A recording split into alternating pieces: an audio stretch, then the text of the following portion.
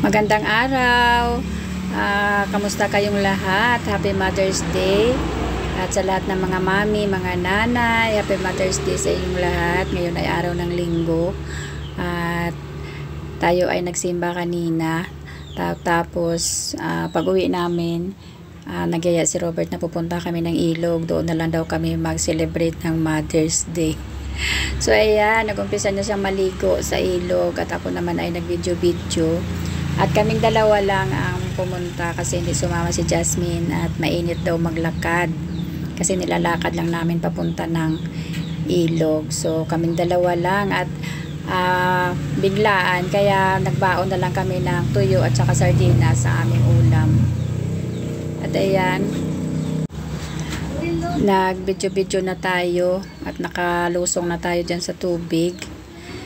At may naabutan kami dyan magnanay na naliligo rin.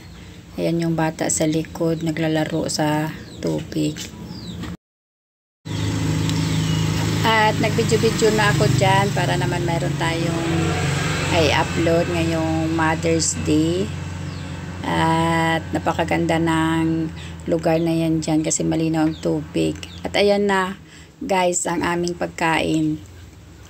Nagyaya na si Robert na kumain. Yung baon namin na sardinas at saka dilis na may kamatis.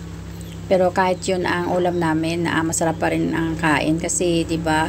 Pag nasa tubig ka talaga, mapasarap ka sa pagkain, lalo na tuyo yung ulam. Pero ako naman di ako kumain ng tuyo kasi bawal yan sa atin. Yung kinain ko lang dyan is kamatis at saka yung sardinas. May mga baon din naman kami ng mga biskwit at chicherya pero mas gusto ko yung magkanin na lang at saka kaunting sardinas. Tapos ayan, kinakausap ako ng mag-ina dyan na mayroon daw silang pinya. Kaya binigyan niya ako ng pinya at masarap yung dala-dala nilang pinya guys kasi native na pinya. So kahit paano masaya tayo kasi nakapag-banding kami at saka nakarelax din ngayong Mother's Day. At ayan guys, ang sarap ng kain namin dyan. Naparami talaga ako ng kain ng kanin at maya-maya pa ay maliligo ulit kami. Magbabad-babad muna sa tubig kasi wala namang tao. Kami-kami lang dyan at saka yung mag-iina. Kaya solo namin yung ilog. Pero pagkahapon na yan, mga 1:30, may dumating yung tiyahin ni Robert. Kasama din yung mga pamangkin na magpalamig din daw sila. At may mga dala silang pagkain. May mga nilagang saging, may cake, may mga chichirya din, tsaka mga juice.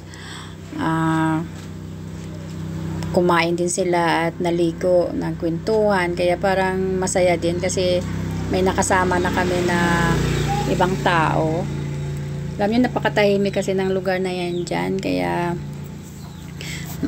masarap magmuni-muni habang naliligo, nakaupo sa tubig, magbabad para naman malamigan ang ating katawan kasi pag sa bahay lang sobrang init ng panahon. At ayan, nag-uusap-usap pa kami na masarap daw talaga kumain pag sa labas kahit tuyo lang at saka sardinas yung ulam namin. Maparami ka ng kain. At samahan nyo kami guys sa aming date ngayong Mother's Day sa ilog.